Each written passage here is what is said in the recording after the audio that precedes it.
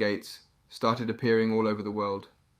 Researchers studied the phenomenon, but life moved on for everybody, despite the concerns. The saint applies to Yunjin, Han Yunjin. He takes a rest from loading boxes in the truck. His colleague hands him a bottle of water. His colleagues learn that Yunjin is working hard to save money for his younger brother's college. With their parents passing at a young age, Yunjin had to drop out of school to support them. Nice. Our MC's serious about responsibility. Yunjin proudly shows a picture of his brother to his colleagues while praising how handsome, tall, good and super talented that brother of his is. His love for his brother becomes apparent as he drones on about how great he was. We've got an MC with a brother complex. He only stops when he remembers that his brother Yuhyun will be getting out of classes early in a different area. A handsome student sits inside the bus as he looks over the gate. This student is probably Yuhyun, the object of Yunjin's affection. Yunjin talks with his colleagues regarding the booming moving business because people are moving because of the gates. Yunjin looks at the gate in their area and realizes a noticeable change. The gate's original blue color has changed to red. Red is definitely bad news. With a loud thud, the truck farmer suddenly stops. Yunjin climbs off to look and sees a giant bird-like monster on top of their vehicle. With a swoosh, the beast attacks the truck, and Yunjin sees a horde of flying monsters over the city. So to explain a bit of the story's setting, the gates became portals leading to other dimensions that people later called dungeons. From those gates, monsters got through. It was also discovered that monsters could only get through if the dungeon wasn't cleared, causing monster overpopulation. Yes, they get overpopulated over time. This phenomenon where monsters come out is later called dungeon break, and if dungeon breaks coincide or break in great numbers, it is called dungeon shock.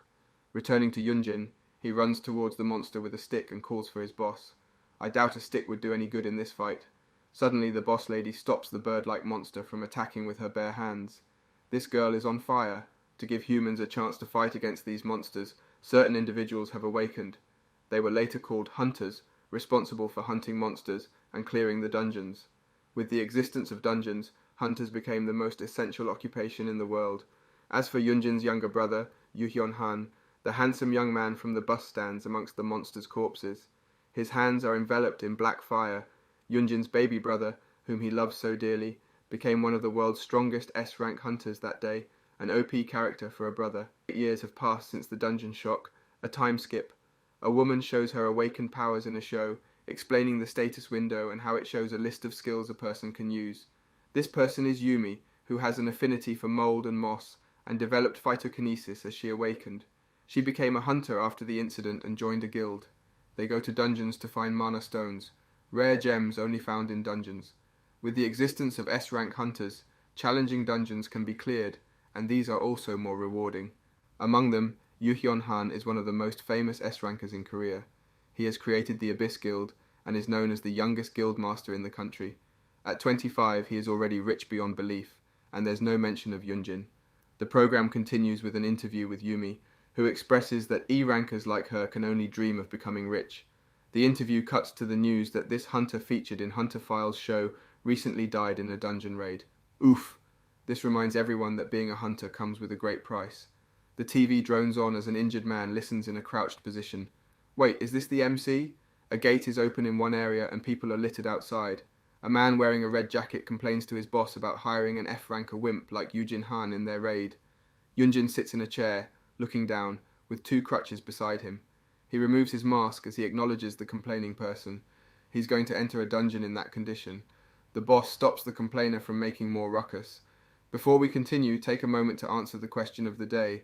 Who is the most sus Manhwa character? Comment down below for a chance to be shouted out. Now back to the recap. The red jacket dude complains some more and says how Yunjin gets to survive every raid while the rest gets wiped out. He kept talking more crap, adding salt by mentioning how Yuhyun abandoned Yunjin. No, Yunjin raised him into what he is today. How could he abandon his older brother? What happened in those 8 years? Seriously, hearing this insult got Yunjin all riled up. He grabbed the complainer. The complainer simply laughs and kicks Yunjin in the chest. The guy mocks Yunjin for thinking he can mess with a D-ranker like him. Yunjin can only curse at him. Their team boss approaches Yunjin and gives him a buff by hardening his bones. While this won't heal Yunjin's legs, he can move more manageably in the following hours. The boss tells Yunjin to ignore the other guy. Yunjin can only grin and accept these words. Yunjin apologizes to the boss for having to mediate between them and encourages the boss while he's at it. The boss smiles and gives his thanks. They both stood up, and the boss walked away and smacked the red jacket dude in the head. The boss scolds the guy for bullying Yunjin and proudly says that Yujin's a walking encyclopedia on dungeons and monsters. Yunjin's knowledge might save you one day. Yunjin activates a skill and checks his influence. He confirms that Guildmaster Lim is under his influence. Yunjin doesn't care if he gets called ominous or a parasite because those names are not entirely wrong. The guild leader calls for Yunjin as they'll enter the dungeon. Yunjin swears that he'll survive with his skill. Inside the dungeon, hunters are fighting monsters using their skills. The boss reminds them to be careful while the others are busy with the hunt. Yunjin is busy mining for mana stones. The red jacket dude tells him to keep up since the guild will take 80% of everything he digs up. He's basically working for scraps as the rude guy kept saying crap. Yunjin started imagining him as an evil stepmother who won't stop nagging, like Cinderella. Yunjin started singing listlessly as he thought about how his brother abandoned him after awakening. Despite his begging, Yuhyun left, and Yunjin got drafted into the military. He still has to serve despite the chaos at this time. Yuhyun built his own guild, Abyss, that grew unrivaled in their country. It looks like his brother has already forgotten about Yunjin. As Yunjin was left behind, he could only think about awakening himself. He chose to take all his savings and go to a broker to help him awaken. The broker tricked him into signing a contract, and Yunjin did manage to awaken, except Yunjin only awakened as an F rank. I think this proves how Yunjin cared for his brother to the point that he barely cared for himself. Awakening with a useless rank only made him get criticized by the media and fall into debt. Yuhyun had to clean up his mess, and he bluntly states Yunjin's title of nurture custodian or caregiver. We'll stick with caregiver, whatever it is. Yunjin got the title for raising an S ranker. Yuhyun tells him he shouldn't be so shameless, for he can't nurture him because all Yunjin does is cling to his feet and drag him down. Even with Yunjin's bad luck, his legs broke in one of his dungeon raids. He asked Yuhyun for help, but Yuhyun refused to lend his brother a healer. Yuhyun even thought it would be better to have his brother's legs broken so that he'll stop going into dungeons. He tells Yunjin to live a quiet life and stop dragging him down. Yunjin grimly grins as he thinks of the past and how he's useless as an older brother. He may be a parasite, but believes he can still survive in a dungeon with his skill. He can give the influence person a small buff with his care and encouraging words. That is his primary skill. But it's insufficient to let him survive. His title as a caregiver has given him a hidden skill that has saved his life every time he is in a pinch. A system suddenly informs Yunjin that his final thanks skill has been activated. The skill lets him gain double the effect of the target's skills and stats. Instead of being glad, this makes Yunjin nervous, and he starts limping to where everyone is. Yunjin's hidden skill, Final Thanks, lets him gain double the effect of the target stats and skills for a limited time. He survived a dungeon all this time because of this specific skill, but this skill is ominous. To activate the skill, it means that the target under his care is dead. A skill's effects sound good, but the activation cost isn't something a sane person would really wish for. Yunjin rushes as he limps and reaches the hunting party. The ground is filled with blood, and Yunjin finds the body of the guild leader on the floor. He hears growling and looks up. A monster with 3 heads has the rude guild member in its mouth. The red jacket dude curses at Yunjin for jinxing them, and those were his last words as he died. What a way to serve justice. Looking aghast, Yunjin can only stare as the last member dies. He realizes the monster is Locutus, the dragon king of venom and curses. Nobody has ever slain it, and it's a tier 1 dragon deemed undefeatable. So what is it doing in a D-ranked dungeon? The 3-headed dragon Locutus looms over Yunjin. Yunjin limps as he ponders why it is in a D-ranked dungeon. Yunjin uses the skill Fortified Legs on himself to give him a better chance of escaping. This is the skill the guild leader previously used on him. With its double effects, he runs away as he thinks of a way out. I doubt it'll make much difference. Locutus's tail narrowly misses him and hits the rocky ground instead. The monster launches another attack with its tail as Yunjin thinks of how he can survive. The tail whacks him, and Yunjin flies off and tumbles. He spills blood from his nose and mouth, thinking he is no match for the monster. The guild leader's memories start entering Yunjin's head, showing him what had happened with Locutus. The memory is only horrifying Yunjin more, and he trembles as he realizes he can move his legs. Seeing how a person horribly dies will make anyone squirm. Locutus roars as Yunjin clenches his eyes shut, thinking he doesn't want to die. A loud explosion goes off, and Yunjin is whisked away by Yuhyun. Shocked by his brother's appearance, Yunjin can only ask Yuhyun for help. Yunjin hides behind the rocks and tells his brother to stay back. Yuhyun turns his back as Yunjin warns him. Yuhyun faces Locutus and activates his skill, Blue Willow Leaves. A swirl of blue willow leaves appears, and Yuhyun dashes toward Lauchitas by stepping on the leaves. As Yuhyun reaches one of its heads, it gets wrapped in black flames, and he stabs the monster's head with it. The fast movement of his brother amazes Yunjin as he thinks, this is how an S-ranker fights. Yuhyun sees one of the heads gurgling a green substance from its mouth, and he leaps away. Yunjin screams for him to watch out because there is no antidote for Lauchitas' poison, which can cause a curse when it touches him. Big bro helping lil bro with his walking encyclopedia skill, Yunjin says with gratitude. Hearing this, Yuhyun activates Titan Shield before Yunjin, but some poison still splashes on Yuhyun's clothes. Yunjin can only yell his worry as his brother slashes another head of Lauchitas. This melts Yuhyun's blade, and Yunjin observes his brother's constrained movement. Yunjin realizes that it is because Yuhyun is protecting him. He ignores his big bro, then saves him. Now, Union schools Yunjin as he fights. He told his brother he should have learned his lesson when his legs broke. Yunjin can't help but talk back to Yuhyun, but Yuhyun just yells at him to hide. You're confusing everyone, Yuhyun scolds. It made Yunjin think he was indeed a useless brother. Yunjin hoped that Yuhyun was there to save him because they were brothers, but hearing those words from Yuhyun only made him feel worse about himself. Yunjin equips his sword as he talks about how having an older brother like him must have been really tiring. Yuhyun sees this and tells Yunjin to get back to safety. Yunjin doesn't listen and stabs Lauchitas in the foot, getting a monster head's attention. Stubborn fool, Yunjin tells Yuhyun that he should just let him die there since he is only slowing Yuhyun down. With him dead in the dungeon, there's no need for a funeral, and Yuhyun's guild will be thrilled with his death. Lauchitas roars as it attacks Yunjin. Yunjin squeezes his eyes shut so if he doesn't see Yuhyun attack the dragon with his black flames. Is this how he redeems himself, wondering why he's still alive? Yunjin opens his eyes and sees his brother embracing him with wounds on his back, and Yunjin wonders when things got bad between the two of them. Yunjin and Yuhyun were very close. They got orphaned at a young age, and Yunjin has cared for his brother ever since. Yunjin asks Yuhyun if he's okay, but no, he obviously isn't. Yunjin is all confused as to why Yuhyun would still protect him. Yuhyun would even cost blood as he tells Yunjin that the Lauchitas falls asleep every 5 hours, and will fall back asleep in an hour. At that time, Yunjin should take advantage of this time to escape. Yunjin started thinking that what was happening was wrong. He remembered how Yuhyun ignored him when his legs got broken. Yuhyun pushed him out of his life even when asked for help and even told him to learn his place. But what is Yuhyun doing here? These thoughts ran through his head as Yuhyun gave him a gate stone to escape the dungeon. Yunjin rejects it, saying Yuhyun should use it himself, but Yuhyun says it's useless. He won't be needing the gate stone. Union plops into Yunjin's arms. Yunjin calls for his brother, but a flash tells him it's useless. With his caregiver title in effect, the skill Final Thanks gets activated and will last for an hour. A system announces that the skills and stats of Yu Yonhan will be transferred at double effectiveness. Yunjin bursts with blue light as he receives it. Even if Yunjin never really activated the skill, Yuhyun is still recognized as someone under Yunjin's care. The Lauchitas attacks Yunjin by stomping its foot on them. Yunjin activates the blue willow leaves to escape with his brother in his arms. As they got to the ground, Yunjin could only scold himself as he embraced his brother's dead body. Yunjin manifests his spear using Yuhyun's black flames and gently settles Yuhyun into the ground. Yunjin stands up and stabs Lauchitas, his sword swift and fierce.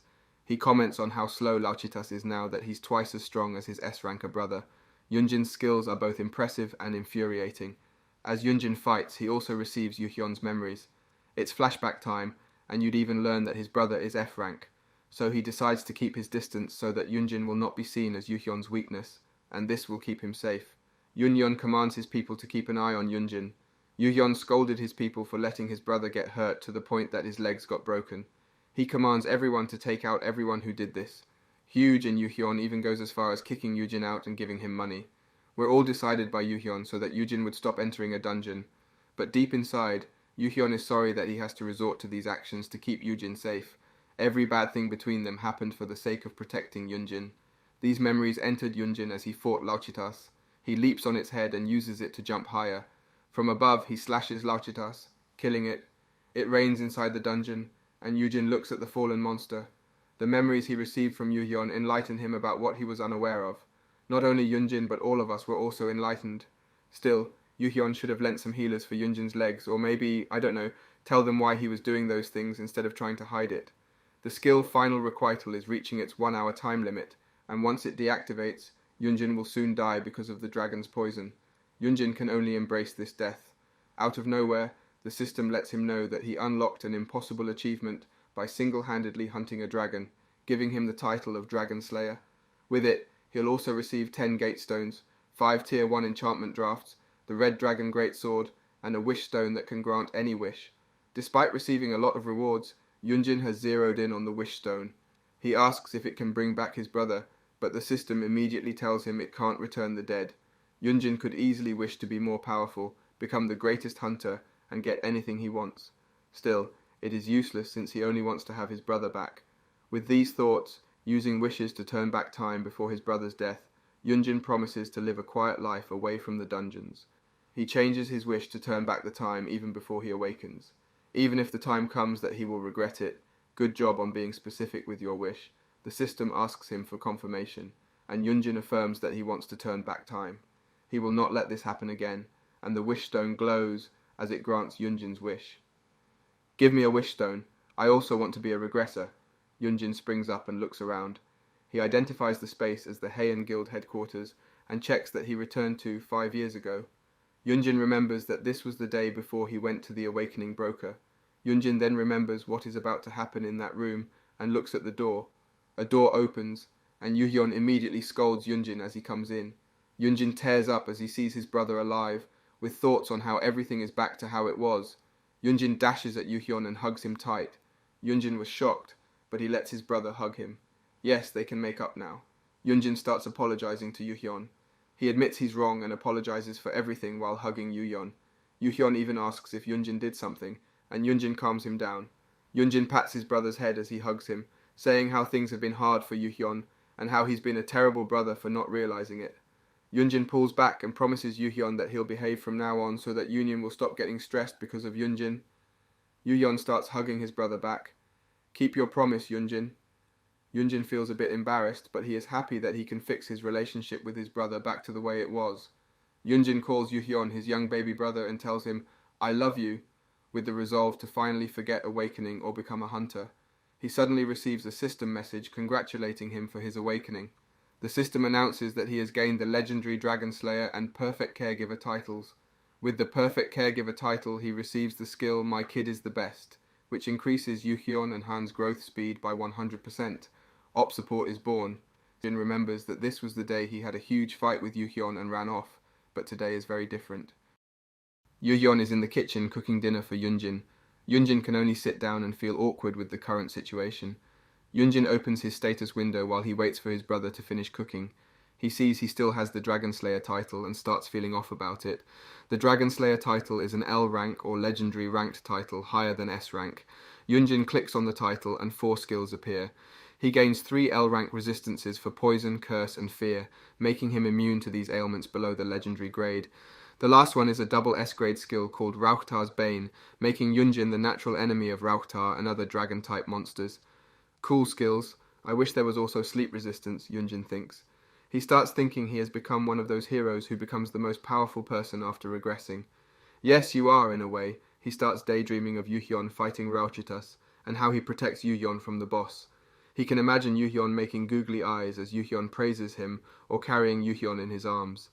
Yunjin thinks he'll be invincible with this skill, and is now an S ranker, or even an L ranker. He taps on his status, and sees that the stats are still low, meaning he's still an F ranker. Yunjin can only cry as he imagines how Rauchitas can quickly kill him with a swipe of its claws. Ha, you wish, thinking that the L actually stands for loser. He checks his other skills. His dexterity and intelligence boosts are still at E grade, while his title Caregiver upgraded to L rank, and has new skills under it. His final gratitude skill upgraded to L grade, but he dismisses it as a creepy skill. He checks the L grade skill My Kid is the Best, and learns that the growth rate of the target can be boosted for 3 days if he uses the keyword. Yunjin gets shocked to see that the boost could be doubled, thinking that his brother would be stronger with a double rate compared to other hunters. Yunjin then checks the double S grade skill. My kid is so great, he thinks. The skill activates if he cheers the target in front of at least 5 intelligent beings using the keyword. The boost is based on the number of intelligent beings who heard it. So if 100 humans heard it, the growth would be 100%, which is the max boost Yunjin can provide with this skill. These 2 skills are pretty great, Yunjin thinks. These 2 skills can make Yunjin the most powerful hunter in the world in no time. And if he uses it with the whole guild, Hey, he'll be the strongest. Yunjin imagines how his skills will make him rich and famous until he sees the keyword, I love you. Yunjin bangs his head on the table, making Yuhyun worried, saying, I love you to your brother and in public, I feel you, bro. Might as well forget about that skill if you ask me. The keyword has changed because of his second awakening. Yunjin imagines that saying I love you to everyone he meets will easily send him to jail. Yeah, saying that to a kid you don't know is kinda, just don't go there. Yunjin looks at the last skill, Promising Sprout. It's an S-grade skill that lets him check the potential of an unawakened individual. Imagining the possibility of using his other skills on a target will help them reach their optimal potential. Yujin finishes his cooking and serves Yujin food. Yujin eats and compliments Yunjin's cooking, making his brother happy. Yunjin expresses his shock at learning that his brother knows how to cook. Yuhyun admits that eating his own food is safer to avoid poisons and curses. Yujin was struck by realizing that some people did this to his brother. Yunjin gets angry and grabs his brother's face, scolding Yuhyun for not telling him this, but Yuhyun can only say that this is the path he chose. Don't worry, little bro. Big bro will protect you now. Yunjin admits that he regrets their falling out. He pretended he wasn't close to Yunjin so that people wouldn't exploit Yunjin. Yuhyun didn't want to burden Yunjin with this and thought Yunjin wouldn't understand. Learning that he was wrong, Yuhyun is happy that his brother still cares and loves him, and the two enjoyed a meal together for the first time in a while. You guys should have just talked it out in the first place. They finished their meal, and Yuhyun stood to get back to work. Before leaving, he ensured Yujin deleted the broker's contact information from his phone. As Yuhyun leaves, Yunjin says he'll take care of everything before leaving, making Yuhyun pause. Yuhyun then says that Yujin will stay with him from now on. He states that Yunjin can't go outside, shocking our MC speechless. Before we continue, let's take a moment to shout out user year 8KZ9SS7S who commented more PDs on our Strongest Dark Lord video. Thanks for commenting. We have another brocon this time, and it's worse. Yunjin asks Yuhyun what he means, and Yuhyun even smiles, saying it's dangerous outside. Yuhyun explains that now that they are close again, Yunjin will not be safe anymore. Yunjin's enemies will be all over him, and he can't just let him wander outside. Yuhyun reiterates that Yunjin will now stay and live with him, the overprotective bro.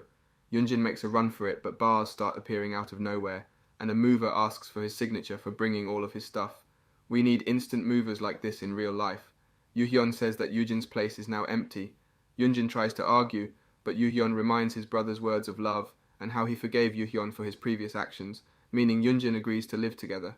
Wow, saying I love you means you can live together immediately. Now Yunjin is stuck in Yuhyun's place with his stuff littering the place. He wonders if the reset affected his brother's head in treating him like a kid. Yunjin takes some essentials and decides to bail, but as he opens the door, he sees the prominent figure of a man in a casual suit. The man glares at Yunjin as he asks what he can help him with. Yunjin identifies the glary man as Seonghan Kim, an A-rank hunter of World's Edge that serves as Yuhyun's right-hand man because of his defense skills.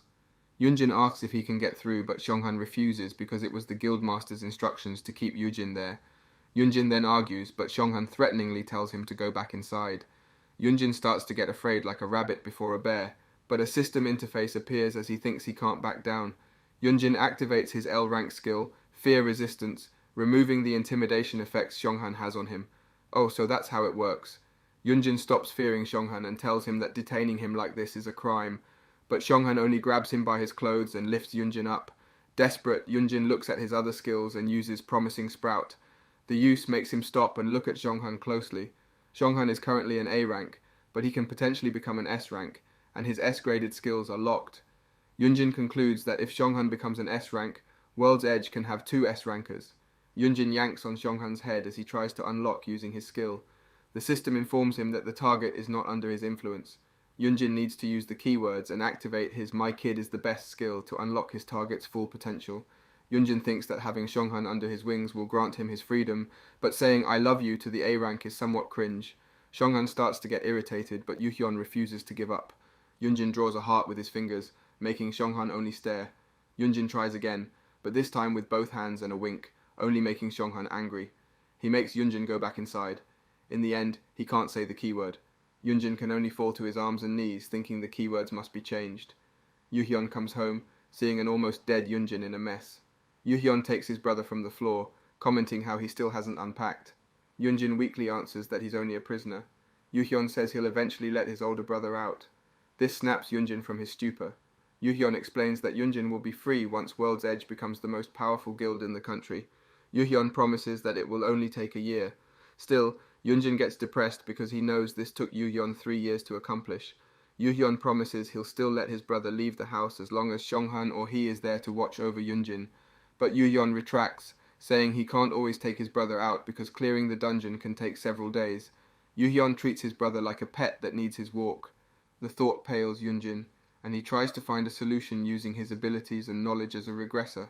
He knows the hunters that will reach the highest rank, and if he contracts with them, they can be his bodyguards. He can even stop Yuhyun from bossing him around. If he can do this, Yunjin announces that he'll find an A-ranker. Yuhyun looks at his brother in confusion, and Yunjin confirms he will. While Yunjin thinks about finding an A-ranker or an S-ranker that he can easily sway and sweet-talk, outside in an alley, a girl with poor clothes and shoes looks up at the sky, foreshadowing Yunjin's new recruit. Yuhyun asks Yunjin how he'll find an A-ranker himself. Yunjin fumbles and Yuhyun leers at his brother, stating that Yunjin has awakened. Yuhyun starts barraging Yunjin with questions about how he awakened. Yunjin panics and thinks about how he can't tell the truth to his brother, or he'll be locked up forever. Yunjin then tells Yuhyun that he's only an F rank at most.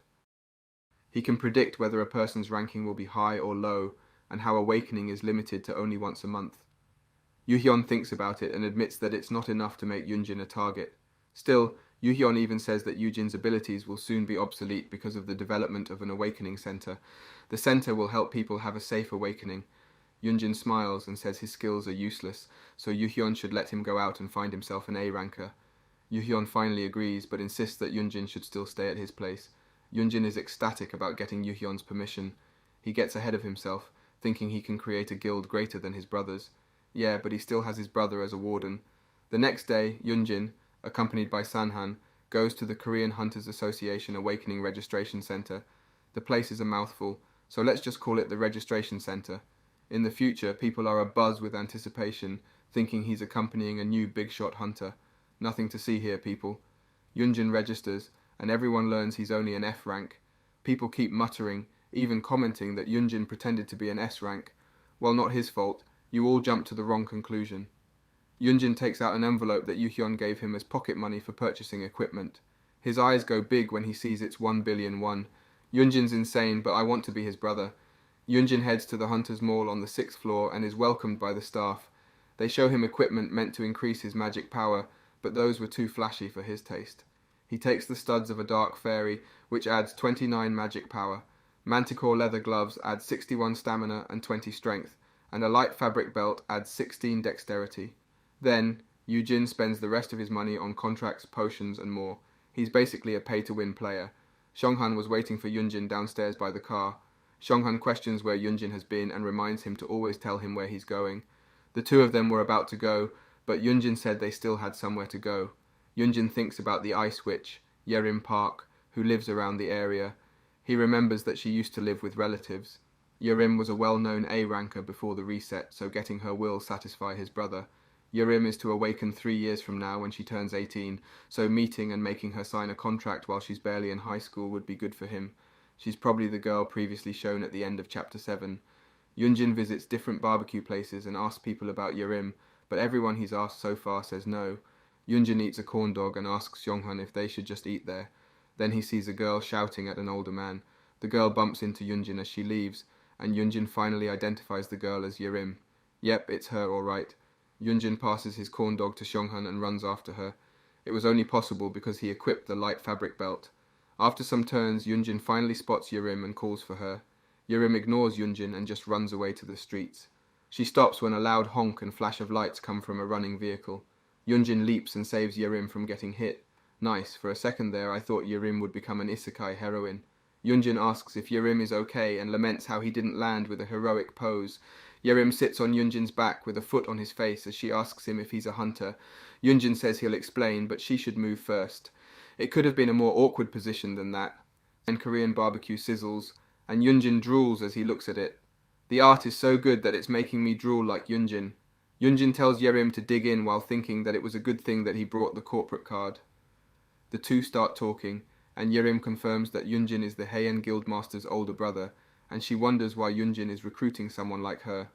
Yerim doesn't really believe Yunjin and decides to leave. Yujin stops her by claiming that he knows Yerim's parents, who used to help him and his brother when their own parents passed away. Yunjin wants to repay them by helping Yerim out. Yerim returns to eating and says Yujin's okay since he's not trying to rip her off. What will happen next? Find out next time by staying tuned for our future recaps. Don't forget to like and subscribe for more great recaps. Last time, Eugene was getting ready to make a contract with Yerim. Eugene explains that the parchment is made from materials found in dungeons. Signing on it means she'll enter into an agreement with him. The terms are as follows. Join his guild after awakening, never divulge Eugene Han's skills, and serve as Eugene Han's bodyguard for a year. Eugene explains that someone wants to lock him up for being a helpless F-ranker. Then Yerim asks him if he doesn't feel embarrassed for letting a teenager protect him. This stabs Eugene right in the head. Eugene then explains that Yerim will be more powerful than him after her awakening. I don't think child abuse applies if the child is an S-ranker, he says, so Eugene's safe here. Then Yerim asks if awakening means she can live on her own. Eugene explains that awakened minors can gain status as an adult. Hearing this, Yerim decides to sign her name on the contract. Eugene immediately stops her, telling her to finish reading it first and understand the terms of the agreement. Yerim then realizes that she almost made a mistake. Eugene explains that she'll be on the losing end if she blindly signs contracts. He teaches her to negotiate her terms carefully and explains why she would still need an illegal guardian to guide her. Yerim asks what if the guardian rips her off, if they take all the money she makes. Eugene asks Yerim what she means just as a man suddenly screams at her. It seems she's being abused by her relatives, and it's this guy. The man is Yerim's uncle, who starts reprimanding Yerim before Eugene even introduces himself. Yerim's uncle starts pulling on her, telling her she has to work or she'll be sorry. Eugene tries to calm the man down and holds onto the other guy's arm, but the man accuses Eugene of having a relationship with his niece. This shocks and irritates Eugene so much that he starts squeezing the man's arm. The man yells to let him go, but Eugene ignores him and looks at Yerim. Yerim is standing there, avoiding their gaze, feeling uncomfortable, when Eugene sees Yerim's tattered shoes. He remembers the previous yelling and understanding dawns on Eugene. He says, she's better off without a guardian like this jerk before them, finding someone who understands her. Yerim agrees and says her uncle is the worst. She starts telling about how her uncle took all her parents' money and never gave anything to her. She then tells about how he would only give her cheap plastic umbrellas during the typhoon, but those would break,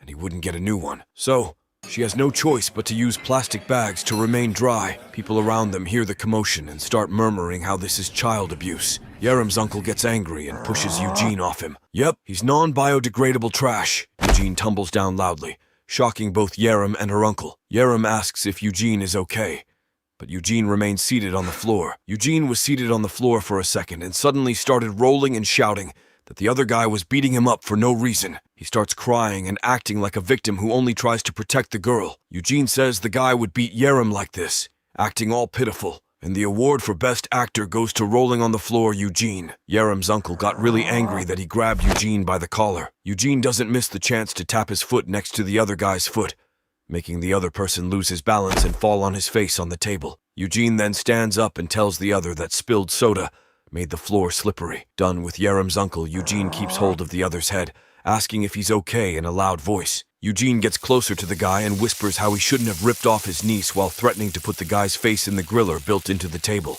Now that is what I call justice. A loud sound stops Eugene from threatening the other guy. He looks at Yerim, but Yerim only compliments him, thinking that the sound came from Eugene smashing her uncle's face to the table. Eugene says it wasn't him while still holding on to the other guy's head. A loud rumbling sound was heard throughout the area, and people started panicking. Sunghan then appears, still holding on to Eugene's corn dog. Good work, soldier, Sunghan tells him. They should go because a monster is in the area outside. A monster with multiple tentacles, eyes, and sharp teeth is causing havoc. There was a dungeon break, and it released this monster.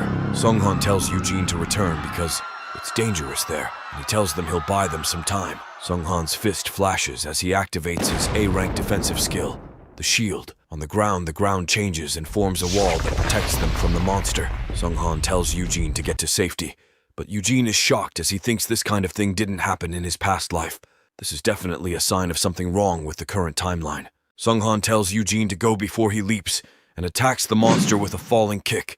Sunghan realizes it's not the monster's main body, and the tentacles start slithering around him. People are still panicking on the other side of the wall that Sunghan made. People were running, and a among them were Yerim and her uncle, with her tattered shoes. Yerim falls down. Her uncle sees this. Instead of helping his niece, he only looked back and continued running. I hope he suffers eternal pain.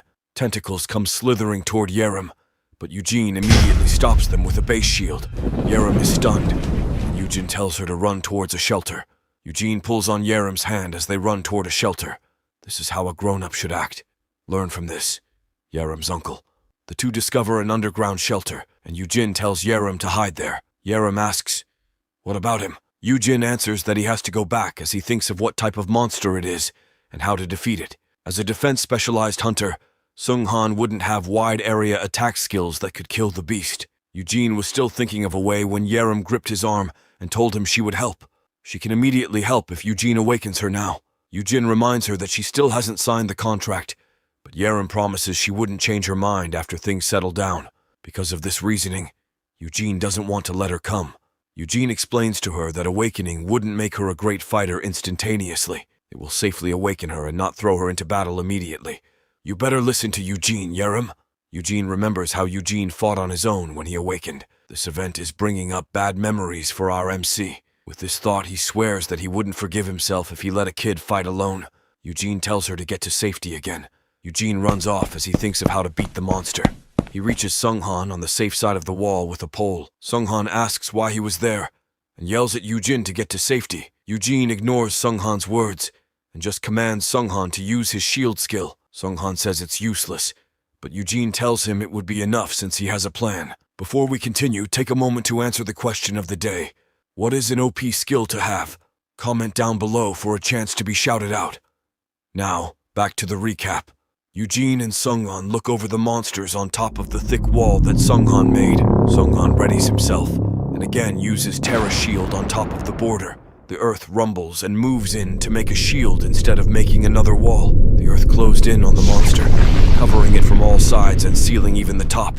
As the earth stops moving, Sung-Han thinks he would never have used his skill this way. Eugene tells Sung-Han it's his turn as he leaps off and runs towards the hole left by Sung-Han's skill. Eugene plans to use the A-rank black poison pill he bought back from the association earlier. They'll kill the monster by popping one of those in an open shield and immediately closing the barrier. But before Eugene can even throw it in, he stops, shocked to see that the monster is missing. He wonders where it went. Tentacles emerge from the sewage and pull Eugene by the ankle.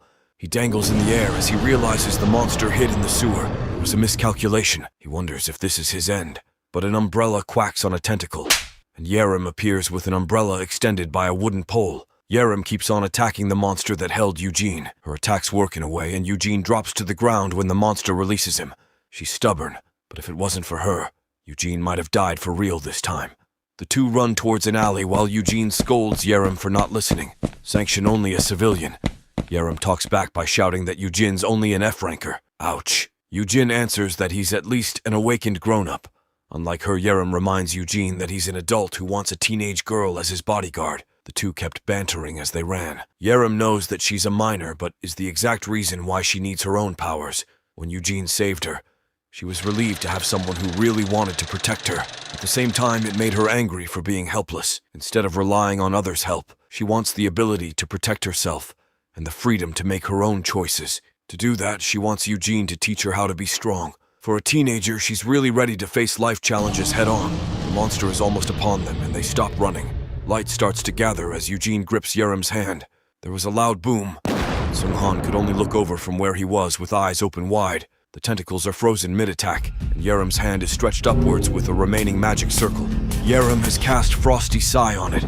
The system congratulates her for awakening. She looks at Eugene happily and announces that she got an S rank. She's making me cry with happiness. Yerim shows off her skills to Eugene, while Sung-Han can only stare blankly. Eugene scolds Yerim that she should not tell everyone about her skills. Yerim kept on talking, but the monster was still alive. Eugene shouts to watch out behind her as a tentacle grabs Yerim's arm. The tentacles shock Yerim, and she immediately smacks the monster while yelling, "Mommy!"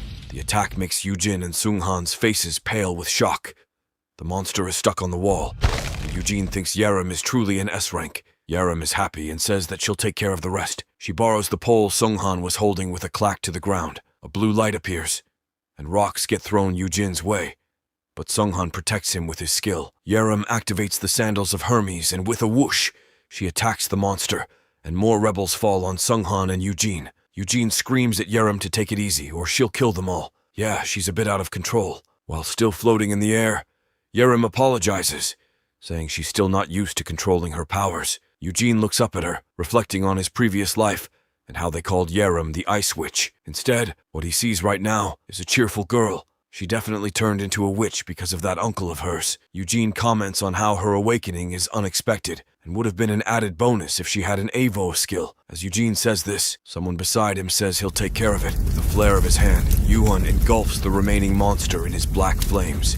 Yuhun really loves his brother. This amazes Yerim as she sees how Yuhun's attack cleanly defeats the enemy in one move. Yuhun even looks up at her with a frown in his gaze. He probably thinks this girl is a potential enemy for his brother's affection. Looking at his brother's back, Eugene comments on how Yuhun came to save him. Yuhun looks at his brother and calls him brother with a dark look. Yuhun rushes to Eugene and scolds him, thinking he should have locked him up. Eugene introduces Yerim to Yuhun as Yerim, who is back to the ground. He introduces her as a new S-ranker who can keep him safe. He says hello to Yuhun as she realizes that Eugene is not lying when he says his brother is the guild master. Well, to cease to believe Eugene, proudly says that Yerim will sign with him, while Yuhun only comments on how she's still a minor. Eugene scratches his face as he tells his plan to become Yerim's legal guardian. This shocks Yuhun, and he argues that his brother can be just the girl's sponsor. Yuhun's more shocked by this revelation, and by her being an S-rank. Hearing Miss Yerim asks if there's any difference between a legal guardian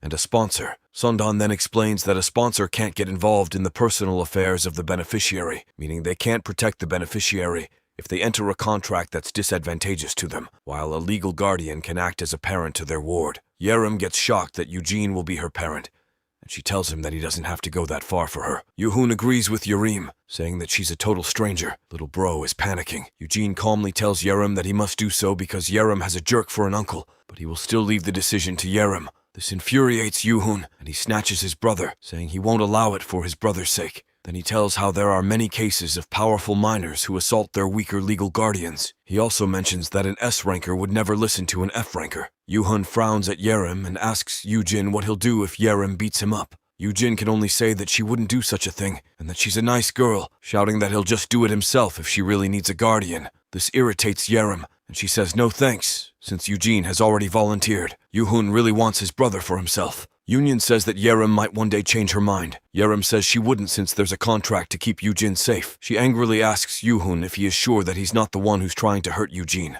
That won't happen, Eugene says. The two fought like fire and ice, and Eugene could only try to calm them down. Hearing his brother speak up, Yuhun puts an arm on his brother's shoulder and starts dragging him away, saying they'll go home. It annoyed Yerim more that she grabbed Eugene's arm to stop them, and with Eugene in between two S-rankers, his shoulder dislocates, and Yuhun and Yerim panic. Eugene can only weakly say that they should leave him alone. It's dangerous to be in between an S-ranker's fight. Yuhun worriedly asks his brother if he should get him a healer or potions. Eugene points at Yuhun and starts scolding him. Eugene asks, "Is this how you raise him?" With the finger still pointed at Yuhun, Eugene tells his brother that it's Yerim's choice if she'll get a legal guardian. Eugene scolds Yuhun, saying he should be grateful that Eugene got him a new S-rank to join their guild. Yuhun falters and tries to reason, but Eugene keeps on scolding him. He tells Yuhun that he can't go home yet because he still needs to clean up and that Sunghan Kim is waiting for him.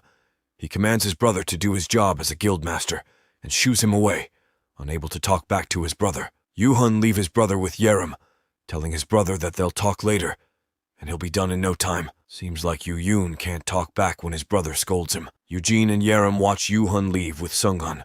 Yerim then comments on how she didn't know that the guildmaster could be such a jerk, and how she liked Yuhun before because he was handsome. Yun's a jerk when his brother is involved. Eugene then points over a rock and yells at Yerim to not come near him and sit on the rock instead. Yerim immediately follows, apologizing for being unable to control her strength, and asks Eugene about his shoulder. Eugene assures her it's just dislocated as he crouches down to pick up one of Yerim's tattered shoes. Eugene helps Yerim to put on her shoe, and comments on how Yerim's uncle gave her worn-out and wrong-sized shoes. He even tells her they should buy a new pair tomorrow. Yerim is happy as she tells Eugene that this reminds her of how it typically happens in rom-com dramas. Before she finishes her sentence, she gets so distracted by a fly that she just smacks at it. Eugene manages to evade, but he still got hit a bit, causing his nose to bleed. Eugene says this really got his heart beating fast, except it's out of fear. Yerim can only apologize for what happened.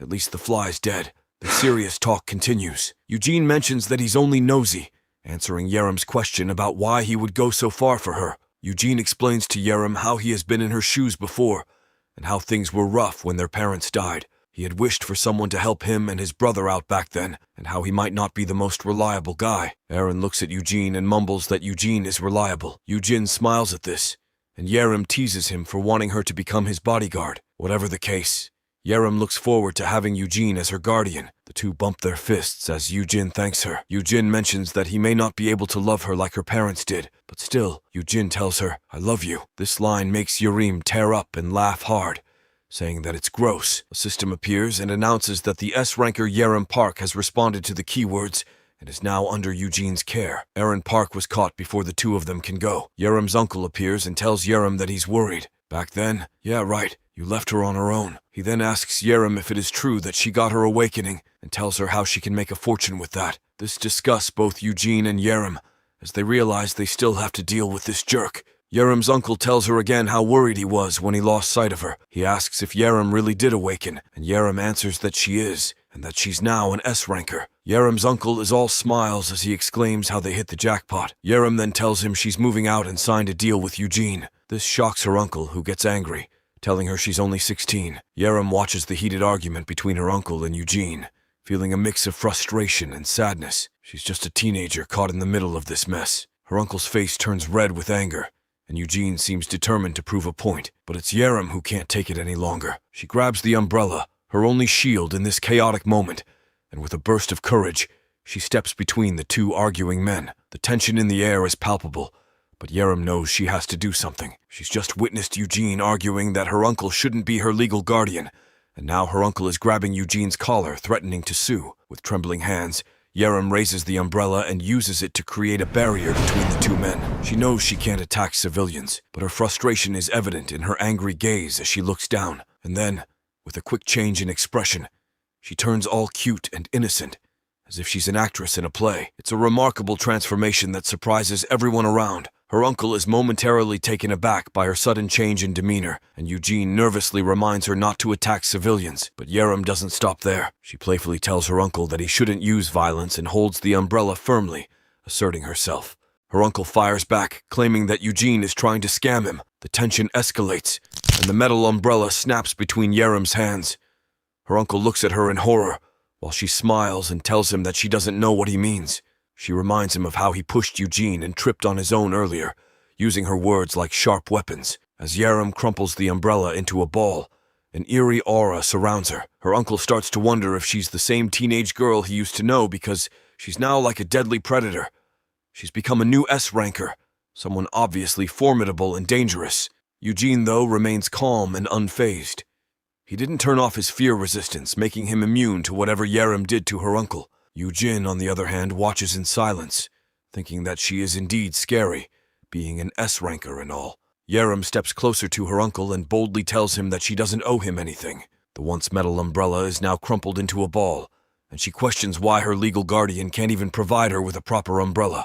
With a toss, she sends the metal ball rolling, and her uncle slumps to the ground. She tells her uncle that nothing can stop her from turning him into a ball herself, but she chooses to let it go. Her words are sharp, and she lets him know that it's because he is worthless and doesn't deserve her time and effort. She warns him not to be clingy or trouble the people around her, or she'll do more than just crumple him. Her uncle remains seated on the ground, a lesson learned the hard way. With the tension dissipated, Yerim turns to Eugene, asking if she did a great job imitating him. Eugene can't help but think about how he needs to set a better example for Yerim in the future. He realizes that Yerim's strength is admirable, but there's something he's forgotten. Suddenly, Eugene wakes up from his sleep with a loud slam of the door. Eugene sits up, concerned, and asks his brother what's wrong. Eugene's expression is troubled as he stomps his feet toward Eugene, demanding the things he bought from the association. Eugene is taken aback, realizing he's forgotten something important. Eugene snatches the black poison pill from him, and the room is filled with tension once again. Eugene asks how Yu-hun knows he bought those, but Yu-hun doesn't answer. Instead, Yu-hun asks Eugene if he can't count on him. Eugene asks what Yu-hun means, with tears in his eyes, and Yu-hun hugs Eugene. Yu-hun says he knows that Eugene bought the pills as a last resort, He tells how Eugene plans to use those if Yoon's enemies come after him. Yoo-hoon is sure that Eugene will use the pills to take his own life instead of letting the bad people take advantage of him as a hostage. This freezes Eugene because he has no such plans. Lil Bro's faith and his brother's selfless love are boundless. Yoo-hoon looks at his brother with love and tells Eugene that he shouldn't resort to such drastic measures. Eugene tries to correct him, but Yoo-hoon keeps saying he wouldn't let anything happen to his brother and that he'll always be there to save him. Yoo-hoon even proved this before Eugene's reset, even when they had a falling out. Eugene is planning to use the pills to clear a dungeon, but he thinks he can't tell his brother that he has a legendary grade poison resistance. In the end, Eugene can only reply with his thanks to his little brother. The two go down the elevator, and Eugene asks his brother if everything has worked out with Yerim. Yoo-hoon says that Director Seok has already visited Yerim's uncle. They uncovered all the bad things Yerim's uncle did, and they got him to sign his settlement. This indicates that he'll never contact or approach Yerim, and in exchange, Yerim will drop her lawsuit. Yoo-hoon assures his brother that they used carrots and sticks to persuade the guy. "You should have just settled with the stick," he adds. As they leave the elevator, Yoo-hoon confirms that this is what Yerim wants, and then they drop the subject. Yoo-hoon informs Eugene that Yerim should have acclimated to her powers since she's been in the training room all night. They enter the training room, and Yoo-hoon explains that it was built to withstand damage from its rank attacks, letting Yerim go all out with her attacks. But what they see is entirely different from what Yoo-hoon just said. Everything in the room is destroyed, and some pillars are still fallen. "Yeah, built to withstand damage. Bro got scammed," Eugene remarks on how the room should withstand the S-rank attacks, while Yoo-hoon can only mumble. The brothers can only stare at the destruction. The room is unrecognizable with all the destruction Yerim caused. She punches a punching bag, which shatters to pieces as it turns to ice. Yerim quickly activates a different skill called Shadowless Day. The skill lets her spread her shadows out. Eugene wonders what's happening and if Yerim's okay with the tug. Eugene realizes that he can't move his foot that was stepping on one of Yerim's extended shadows. Yerim activates the skill, and everything within the shadow gets engulfed by it, including Eugene. This completely surprises Eugene, and Yoo-hoon can only call for his brother's name. Yerim's shadow continues to move, and she stomps her feet as she runs and punches the floor. It creates a loud boom and cracks the walls as the wall crumbles. Yerim takes a rest when she hears Yoo-hoon yelling. This is why the training room is in such a state. Eugene wakes Eugene, who faints and becomes white from Yerim's shadow skill. Eugene manages to wake up and even compliments Yerim for becoming strong. At the same time, Yoo-hoon keeps on yelling, trying to keep him awake, seeing the state Eugene is in. Yerim shrieks and tries to wake him up herself. Like a learning machine, Eugene starts up and gets shocked. Yerim asks Eugene if he's okay as she pulls the hood of her jacket down. Yerim looks brighter and more innocent with her shorter hair. Still out of it, Eugene asks who she is. Shocked, Yerim reminds Eugene and asks if he has amnesia. Eugene finally recognizes her, and Yoo-hoon explains that they gave Yerim a makeover. Wow, perks of being an S-class. The styling team set it up before she visits the registration center. Eugene admits that it looks great and he's sure that Yerim will be able to get offers from sports drink companies. Yerim says she has to look the part because she'll be on television. S-rank means instant celebrity. They then get into the talk of her registration, and Yerim tells all of her skills to Eugene. She has Frosty Side, which can freeze the sandals of Hermes for flying and teleporting short distances. And there's Shadowless Day, which can buff and debuff multiple targets. Shadowless Day can boost your chosen stat and skill, and she can absorb the target's shadows to slow them down and add the effect to her buff. This explains why the training room is in shambles. She reveals that she has another skill called Pale Corpse that lets her collect information from dead bodies. Eugene comments that it may seem sketchy, and Yerim says she would rather have gotten another attack skill. She could become a detective using this skill. Thinking about it, Eugene advises Yerim that she can leave it out for now. He explains how a hunter doesn't need to disclose all of their skills when registering, which also applies when revealing the skill effects.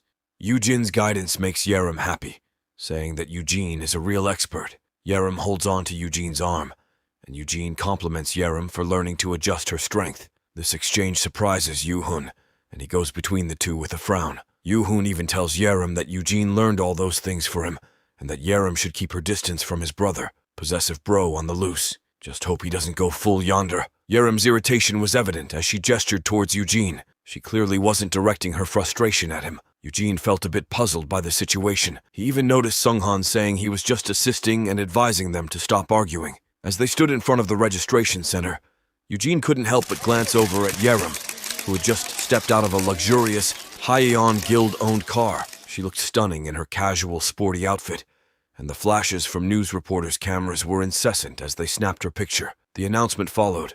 Yerem was now the 8th S-rank combat-oriented hunter to appear in Korea. Beside him, Sunghan also observed the scene with a hand at his side. He mentioned how Miss Park seemed disappointed because Eugene hadn't accompanied her during registration. Eugene tried to explain that he had a bad experience with crowds and reasoned that now that Yerem was famous, she wouldn't miss him in the crowd. He added that if he did accompany her, it would surely provoke jealousy from Yoo-hun, who had been absent during her registration. Eugene couldn't help but feel relieved that Yerem had gained her independence.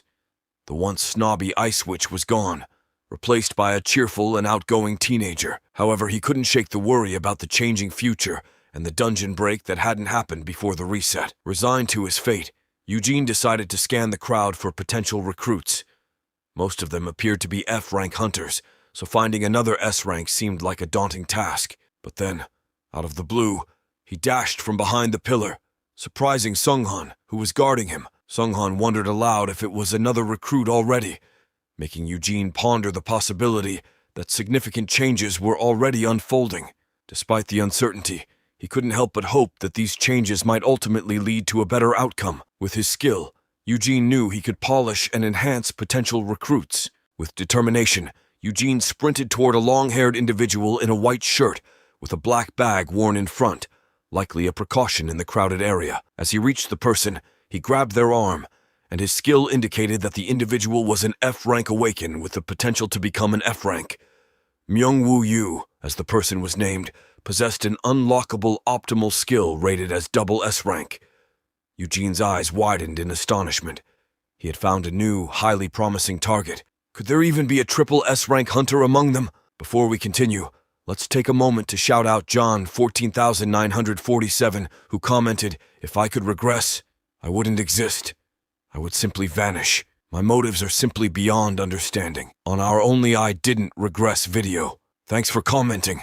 Eugene tried to maintain a cheerful demeanor as he addressed Myungwoo Yu, asking if he remembered their previous encounters. Myungwoo Yu, however, seemed perplexed and confessed to not recalling Eugene. Eugene chuckled, trying to ease the tension. "No worries, it's been ages since we last met." Deep within, Eugene couldn't help but acknowledge that they had never actually met before. Simultaneously, he carefully examined Myungwoo Yu's unlockable double S-grade skill, known as the Master of the Golden Smithy. It sounded incredibly powerful. Eugene was convinced that Myungwoo Yu possessed the ability to craft double S-rank equipment, which was incredibly valuable. Eugene had never encountered anyone with such a skill before the reset. If he could assist Myungwoo Yu in unlocking this potential, there was no doubt that they would attract numerous individuals willing to invest. Eugene inquired about Myungwoo Yu's well-being and whether he was experiencing awakening. Myungwoo Yu admitted to his awakening, but disclosed that he had only attained an F-rank. Eugene then signaled to a companion, indicating that he too was an F-rank. He extended an invitation to Myungwoo Yu, asking if he would like to receive basic hunter training alongside them. Miaomu rejects it, saying he's only there for the subsidy and the essential training costs money. As an F-rank, no one will hire him. He's broke right now. Eugene grasps hand with both of his and says he should come with him to get the training for free at his guild. This confuses Myungwoo, and Eugene says he'll put in a good word for Youngwoo if that smell of nepotism arises again. Suddenly, Eugene was grabbed by an angry Sunghan. Sunghan reminds Eugene that the training is only for guild members. Eugene makes a face, saying that the guild can afford to give a freebie to his friend. Still, angry Sunghan tells Eugene to follow the rules. Eugene convinces Myungwoo that he deserves it. These words of encouragement make Myungwoo cry, asking if he really deserves it. Myungwoo cries loudly, shocking both Sunghan and Eugene. Eugene gives Myungwoo a cup of coffee. The sun is already setting, and Myungwoo is finally calmed down. Myungwoo says it has been so long since anyone has been so nice to him. Myungwoo always had a knack for building things, which had won awards. But as he grows old, these things won't matter, and one has to focus on studying. Myungwoo is terrible at studying, and his family can't afford to support him. With everything happening in his life, he got into debt, and now he has nowhere to go. Eugene looks down, saying he knows how it feels. The times may have changed, but the people didn't. People still discriminate. They won't be welcome if one doesn't have powerful combat skills or healing skills. Eugene contemplates how people believe achieving success means following one set of tracks, and how you'll get stuck in the dirt even with a hidden skill. Eugene thinks this happened to Ma Youngwoo in the past, but he never heard of Ma Youngwoo because of this. This time Eugene believes he can change everything. Eugene stands up and curses. He encourages Ma Youngwoo that the two of them should stop worrying about what others may think. He tells Myungwoo to raise his head and stop slouching, or he'll end up paying for back surgery. With arms stretched up high, Eugene then yells that he loves himself, and that people may not know it yet, but he is extraordinary. Eugene looks back at Myungwoo and says they should keep telling themselves these kinds of things, and Eugene tells Myungwoo, "I love you, buddy. Great job," in inserting the keywords. Eugene is beaming with pride as Myungwoo looks at Eugene with awe and thanks him. The system announces that Myungwoo has responded to Eugene's keyword and is now under the care of Eugene. From there, Eugene thought it would be smooth sailing, but what he received for an answer was a strict no. The director of human resources for Haiyan Guild explains that the guild can't offer free training to a complete stranger. Eugene pleads with the director to let it go just this once. The director explains that they can't do that because people will complain about why the guild would offer such a privilege to some rags. What will happen next? Find out next time by staying tuned for our future recaps. Don't forget to like and subscribe for more great recaps.